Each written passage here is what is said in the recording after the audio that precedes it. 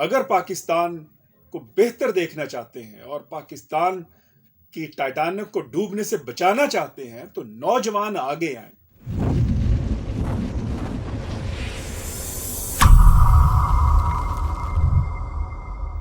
Human rights پی کے میں ہوں آپ کا ہوسٹ اشتیاق چودھری۔ ناظرین، آج 25 دسمبر ہے، قائد اعظم کی یوم ولادت کا دن۔ ایک سوال ذہن میں ابھرتا ہے اور یقیناً آپ بھی سوچ رہے ہوں گے کہ جس پاکستان میں ہم بستے ہیں، کیا قائد اعظم کا جو تصور پاکستان تھا وہ یہ پاکستان تھا؟ تو یقیناً جواب نفی میں ملتا ہے کہ جس ماحول میں ہم جی رہے ہیں اور سانس لے رہے ہیں، جس ماحول میں، بلکہ جہاں پہ سانس لینا دشوار ہے، کیونکہ جہاں پہ مذہبی منافرت ہو، جہاں پہ مذہب کے نام پر ایک دوسرے کے لوگ گلے کاٹتے ہوں، جہاں پہ قوم دیوبندی، بریلوی، شیعہ اور مختلف مسالک میں تقسیم ہو، جہاں پہ 9 کروڑ کے لگ بھگ جو لوگ ہیں وہ غربت کی لکیر سے نیچے بستے ہوں، جہاں پہ نوجوان یونیورسٹی کالجز سے نکلنے والے نوجوان کو کوئی مستقبل نہ ہو، مستقبل تاریک نظر آتا ہو، اور قوم کے نوجوان بچے ڈگریاں اٹھائیں، جاب کی تلاش میں مارے پھرتے ہوں، جہاں پہ مہنگائی نے لوگوں کا جینا دوبھر کر دیا ہو، جہاں پہ کرپشن مافیا نے لوگوں کا جینا محال کر دیا ہو، جہاں پہ لوٹ مار کا یہ عالم ہو کہ طاقتور غریب مسکین کی جب چاہے پگڑی اچھال دے اور جب چاہے اس سے اس کی جمع پونجی لوٹ لے، اس کی پراپرٹی پہ قبضے کر لے، جہاں پہ چھینا جپٹی کا یہ عالم ہو، اور جہاں پہ بے آسرا کا کوئی آسرا نہ ہو، اور جہاں پہ بے سہارا کا کوئی سہارا نہ ہو، تو پھر بتائیے کہ یہ پاکستان، قائد اعظم کا تصور پاکستان جو تھا وہ کیسے بنے گا؟ قائد اعظم کیسا پاکستان چاہتے تھے؟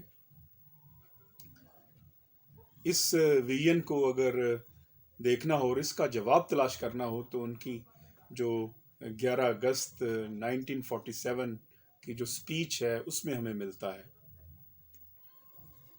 بڑی امپورٹنٹ سپیچ ہے اس میں، جہاں آپ نے لوگوں کے جان و مال کے تحفظ کی بات کی، جہاں پہ کرپشن ختم کرنے کی بات کی، جہاں پہ لوگوں کو حقوق کو تحفظ کی بات کی، حقوق فراہم کرنے کی بات کی، اقربا پروری ختم کرنے کی بات کی، وہاں پہ آپ نے یہ فرمایا کہ you are free to go to your temples, to your mosques, کہ آپ آزاد ہیں بحیثیت قوم۔ اگر کسی کا مذہب کرسچینٹی ہے تو وہ چرچ میں جائے، آپ آزاد ہیں۔ اگر کسی کا مذہب سکھ ہے وہ اپنے گردوارہ میں جائیں، آپ آزاد ہیں۔ اگر کوئی ہندو ہے تو وہ اپنے مندر میں جائے، آزاد ہیں۔ مسلمان ہے اپنے عبادت خانوں میں، اپنی مسجد میں جائیں، آپ آزاد ہیں، اور آپ کو پوری مذہبی آزادی ہے۔ ریاست کا اس سے کوئی تعلق نہیں ہے۔ ریاست میں آپ بطور ایک نیشن کے ہیں، ایک قوم ہیں۔ یہ قوم کا اور قومیت کا تصور تھا قائد اعظم محمد علی جناح کا، جو وہ دیکھنا چاہتے تھے۔ اور یہ سپیچ، جس کو میں سمجھتا ہوں کہ ہمارا جو نصاب ہے، جو تعلیمی نصاب ہے، اس کا باقاعدہ حصہ ہونا چاہیے، کہ جس میں تمام ہمارے مسائل کا حل ملتا ہے جس سپیچ کے اندر۔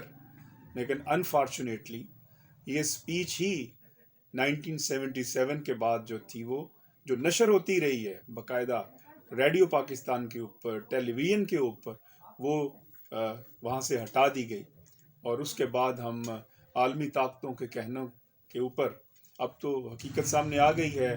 سعودی عرب نے جو سٹیٹمنٹ دی ہے کہ انہوں نے جو وہابیت کو فروغ دیا تو وہ عالمی طاقتوں کے کہنے پر دیا، کیونکہ اس وقت ضرورت تھی افغانستان کے اندر کنٹین کرنے کی سوویت یونین کو، اور ہم نے بھی عالمی طاقتوں کے کہنے کے اوپر اپنے نوجوانوں کو انتہا پسندی کی طرف راغب کیا.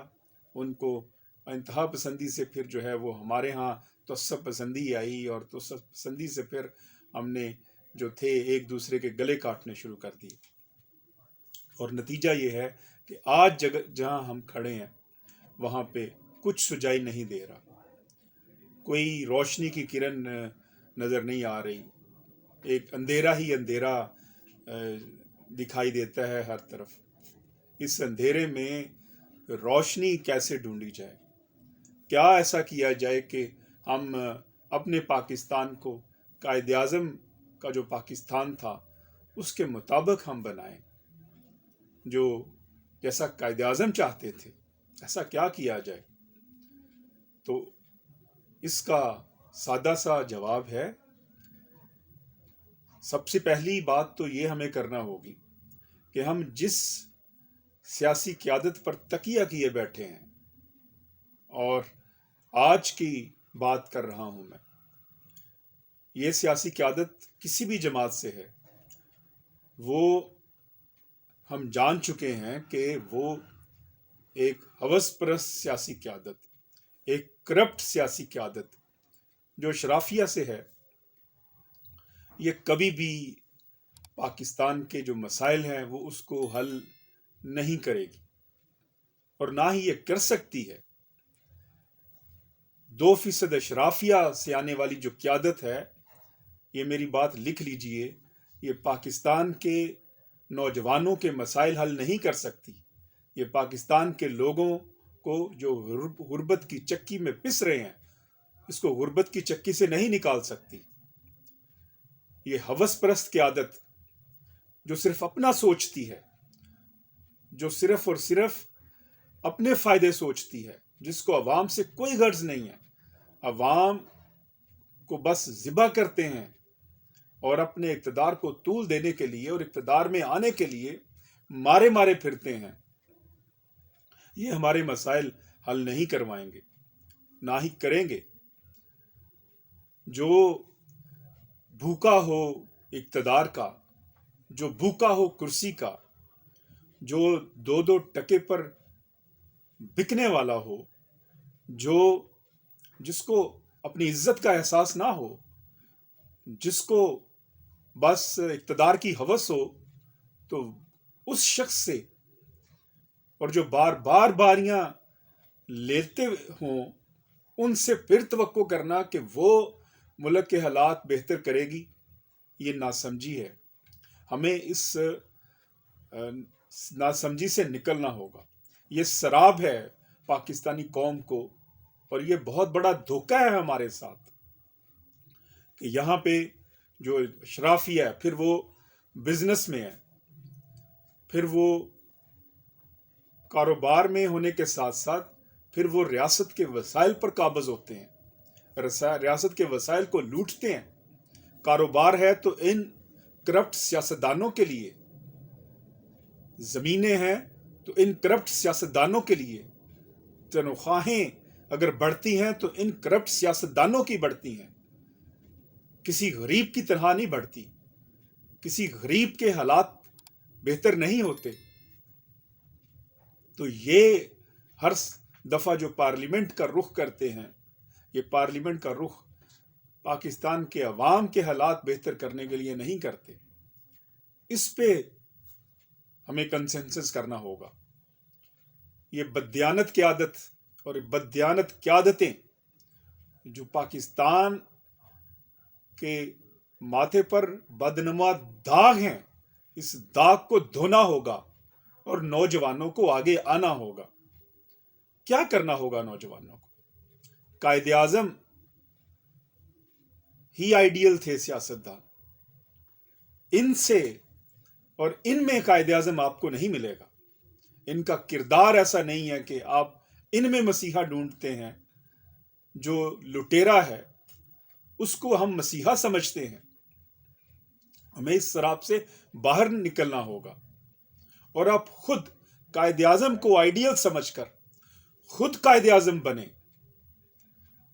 آپ خود قیادت اپنے ہاتھ میں لیں. ڈگریاں اٹھانے والے میں پاکستان کے نوجوانوں سے مخاطب ہوں، طلباء سے مخاطب ہوں کہ آپ خود جب تک قائد اعظم کو ایک آئیڈیل سیاستدان، ریفارمر، اسٹیٹسمین سمجھ کر قائد اعظم کے نقش قدم پر چلنے کے لیے آگے نہیں بڑھتے اور اس قوم کی قیادت کرنے کے لیے خود تیار نہیں ہوتے، تو معاملات ان پر چھوڑے نہیں جا سکتے، ان کرپٹس اشرافیہ پر چھوڑے نہیں جا سکتے. اسی وقت معاملات بہتر ہوں گے. یہی آج کے دن کا پیغام ہے، اور یہی قائد اعظم کا پیغام ہے، اور یہی قائد اعظم اپنے ویژن میں ہمیں کہہ رہے ہیں اپنی 11 اگست کی تقریر میں، کہ نوجوان اگر پاکستان کو بہتر دیکھنا چاہتے ہیں اور پاکستان کی ٹائٹینک کو ڈوبنے سے بچانا چاہتے ہیں تو نوجوان آگے آئیں اور ان جعلی بونے سیاستدانوں سے اقتدار کو ہٹائیں اور خود قیادت کریں اس قوم کی.